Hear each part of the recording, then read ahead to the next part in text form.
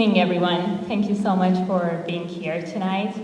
My dissertation topic is on history, politics, and religion in the life and compositions of Sahba Aminikia. This research has been done in a format of a dissertation, but today I will be sharing some of those findings with you, as well as the live performance of two of the pieces.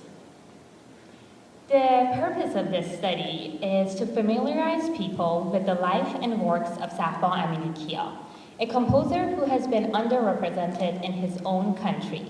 I will be exploring the compositional style of Aminikia through the lens of his past experiences within the historical and political events in Iran. I'm going to show the connection of history and political events in the life of this composer, which led to the creation of his compositions. A brief history of Aminikia's life. He was born in 1981 in Tehran, Iran.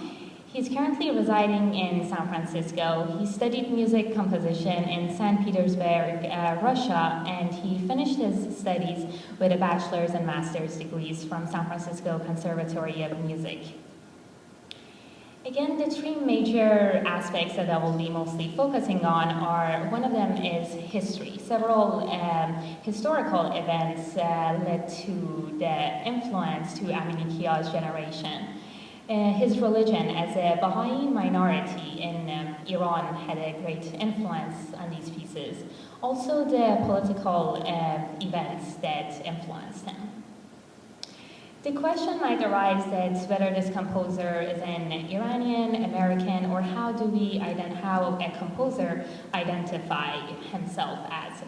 Several musicologists believe that it's not the composer's identity, it's not only based of where he is born or simply by signing the immigration papers of the destination country. A composer does not become the composer of that country, but there are educational events surrounding him. The style, psychological, social matter, and again, the education that he's receiving in his country are the ones that mainly influence him. Globalization is a very hot topic nowadays, especially because borders have lost their meanings. And a lot of people strive to create a lot of composers that are originated from one country and then they immigrate. They try to combine the music of both of the countries. And this especially applies to the countries that have not completely been modernized. Their music still is considered something very unique, something special. It draws attention to it. And composers try to bring the instruments of that culture, some folk tunes, or in a way combine these two cultures together. And in Aminikia's case, he has done a lot of pre-recorded materials. He's used a lot of pre-recorded materials in his music. Those are the sound of everyday life in Tehran, the sound of carpeting, the sound of riots, the protest. And this really helps because it creates a sense of culture, a sense of belongingness, and a sense of history, especially in today's era where a lot of people are trying and struggling to find their true identity. His religion is considered Baha'i faith. Aminikia was born and raised in a family that had Baha'i faith. And Baha'i is a religion in Iran that is being under, people from that faith are being persecuted. They are lacking basic human rights. And especially the lack of education. They have no right of education, and this is something that Aminikia in the university level himself suffered from, because under current rules of Islamic Republic of Iran, they are not recognizing Baha'i faith as a religion. And now about politics. There are some important historical events combined with politics that went through Iran. Some happened before he was even born, but their reflection was occurring many years and influenced people in Aminikia's generation. One of them is Constitutional Revolution 1905. This is a movement in which made Iran a country of a receiver instead of a giver. This is the idea that West is the best. So in that time, intellectual from West and all the thoughts, all the, as you can imagine, music, art, everything that was coming from the West was considered the best. So the creativity or the local production for Iran was not really something that was encouraged at that time. Moving on many years, we get to 1979. This is the revolution of the Islamic Republic of Iran, which happened 2 years before Aminikia was born. Now, when the revolution happened, the country became Islamic. And as you can see from a quote from a main leader of Iran, this is what the thought of those leaders were about music. Music is like a drug. Whoever acquires the habit can no longer devote himself to important activities.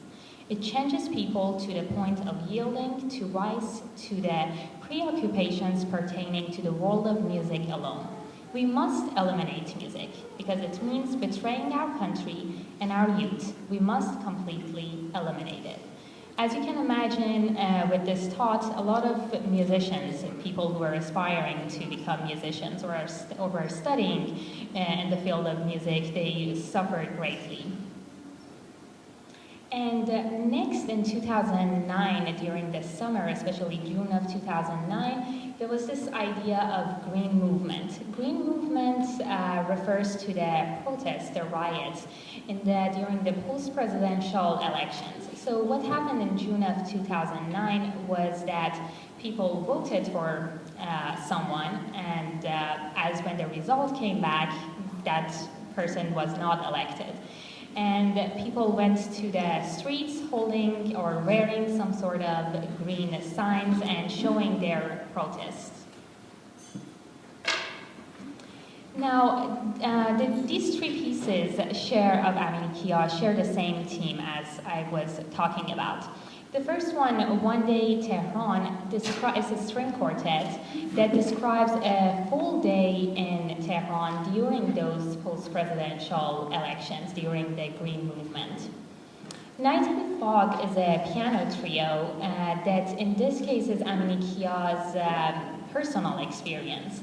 When one of his trips, slightly after the post-presidential election, when he went back to Iran for a visit, he was arrested, taken to a desert.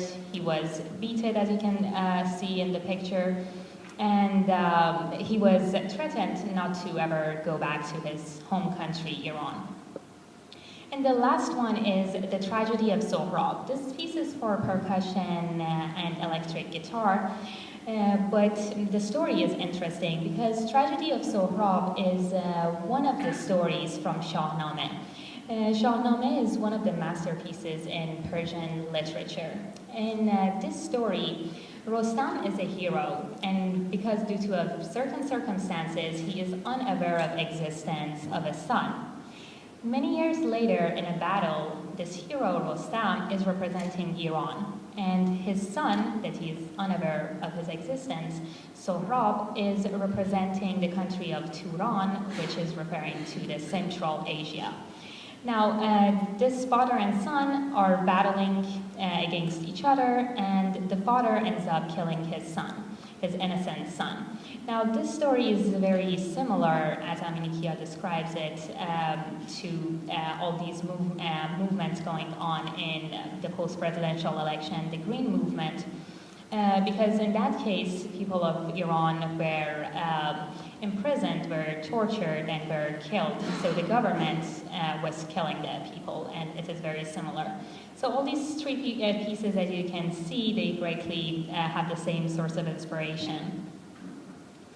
My methodology for this study has been quantitative because the composer is very much alive, and that is the best source that I could use to interview him and ask his opinions about the analysis of the music. One of the interviews has been inserted as one of the chapters of my dissertation, and also I have done extensive analysis on his music, but I will be sharing some of those with you tonight. The first piece, One Day Tehran, was premiered in 2010. It has 3 movements of dawn, noon, and sunset. So as you will hear it in just a few minutes, dawn as we expected from early morning, quiet, but you can tell that it's not a normal day in Iran. Storytelling is a major thing in all of Aminikia's compositions. When I asked him if he considers his music programmatic, he responded, absolutely not. Because programmatic music is known as music that describes what goes on in the story, kind of in a word-by-word manner. But in this case, he has a story to tell. So a story is underlying all the compositions that you will be hearing. Now, personal storytelling, as it appears from its name, it's a story that someone had a personal experience with it. But the important thing is that the story is being told from a minority, from an underrepresented point of view. Now, in this case, Aminikia's voice, or another way, the voice of Iranian people is being underrepresented, and that is the point of view that this story is being told. About the tonality of this piece, I want to first define tonality with Brian Heyer's definition, as he says, systematic arrangements of pitch phenomena and relations between them. And this relates to what we know as the tonic-dominant relationship, and as the traditional harmony, as what we know as Mozartian harmony. However, Schenker, he takes a different twist to this definition. He believes that repetition is an extremely important factor in considering something tonal, because even if a motif or a melody does not completely follow the traditional harmony, if there is enough amount of repetition going on, then the ear of that listener is getting used to that. Therefore, to some extent, you can consider that tonal. Now, in Aminikia's composition, there are no signs of traditional harmonies. However, there are clear motifs, there are repetitions, and also the idea of pitch centricity, which puts us in a post-tonal realm. Pitch centricity is the projection of one pitch class into perceptual prominence to a significantly greater extent than other pitch classes. Now, this is talking about one pitch being repeated, one pitch being more important. This emphasis can be given to a pitch by giving that pitch a longer note value, writing that pitch in a much higher or lower register than the other pitches, accentuating it with an accent or with some sudden dynamic changes or combination of some of these things. I will be doing a motivic analysis for both of the pieces, so I want to take a second to define motif. Motif is, in fact, the shortest complete idea in music, and in subdividing works into their constituent portions, as separate movements, sections, periods, phrases. The units are the figures, and any subdivision below them will leave only expressionless single notes, as unmeaning as the separate letters of a word. Theodor Adorno also talks about the importance of telling the history of a team. Now, this does not mean, as prejudice would have it, that less analysis is needed, but rather more, a second reflection. It is not enough to establish analytically the constituent elements, nor even the most concrete primary cells, the so-called inspired ideas. Above all, it is necessary to reconstruct what happens to those ideas, or to use Schoenberg's phrase, to write the history of a team. So, as Theodor Adorno says, it is important for us to look from the beginning at what is a team, what is a motif, and see how do they develop, how are they changing in order to tell us a different story. With the first example, if you can see on the projector, that the second violin tries to establish a rhythm, a pattern, but the viola immediately interrupts it. And these pitches in the beginning, if you listen carefully, each instrument, the two violins, viola and cello, they, for a long time in the beginning, they are only holding on one note. They are all introducing a single note. Now, in the beginning, that might seem not that important, but only a few measures later, if you look at the first violin, those pitches are all put together, and those determine our very first motif, the main motif of this movement. And this idea of pararararam, if you look first, the first violin plays it, going on to viola, and then the second violin interrupts it. When you hear it, it does sound Persian, or at least to me, and there are some reasons to it.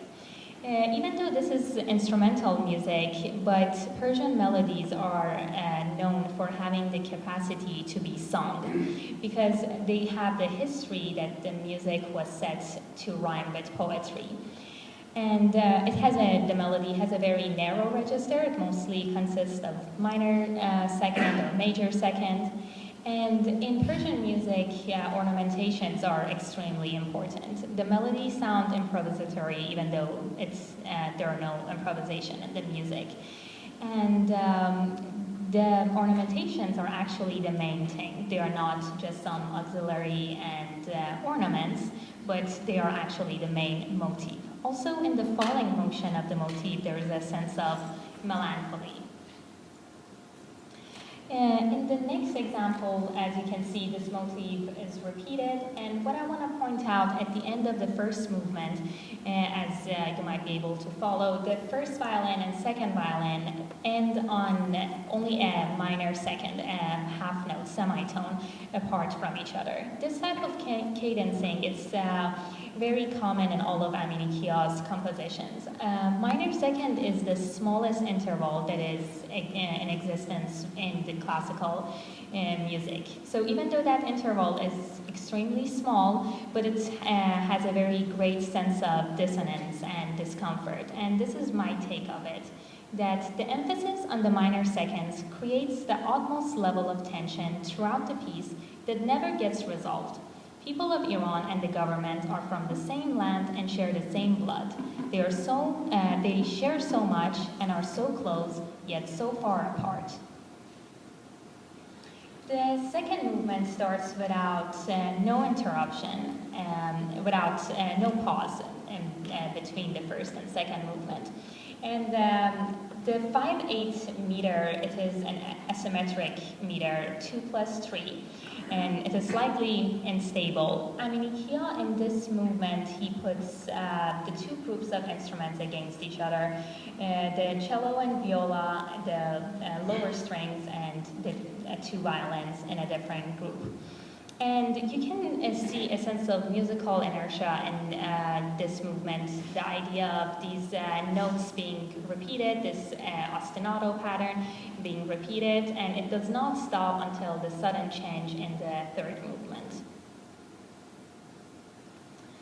Evolution of this motif, you will hear it in the second movement a lot, and I want to draw your attention to the rhythmic pattern of this part, where the first and second violins, as well as the cello, are almost in rhythmic unison, whereas viola is almost relatively in a middle to high range of the instrument, and it's trying to come out, the sound is trying to come out of all these things surrounding. And this is very much like the sigh of people trying to being heard over the government. And soon in the same motif, in the last part, you hear players stomping their feet, and this is also the idea of suppression. The last movement, Sunset. This comes kind of like a shock, but as it's expected from dark, it goes from all that craziness, all that activity during the noon, and to a sudden, relatively more peaceful manner. And it is the first time that we finally get a consonance chord in the consonant chord, and that's in the third measure by the viola playing the melody. It's the first time we hit a C major chord, and in the Schenkerian analysis, if I want to have an outline of the third movement, it is basically the whole entire movement is outlining a C major chord. I would like you now to take all of this and enjoy the performance of One Day Tehran. Thank you.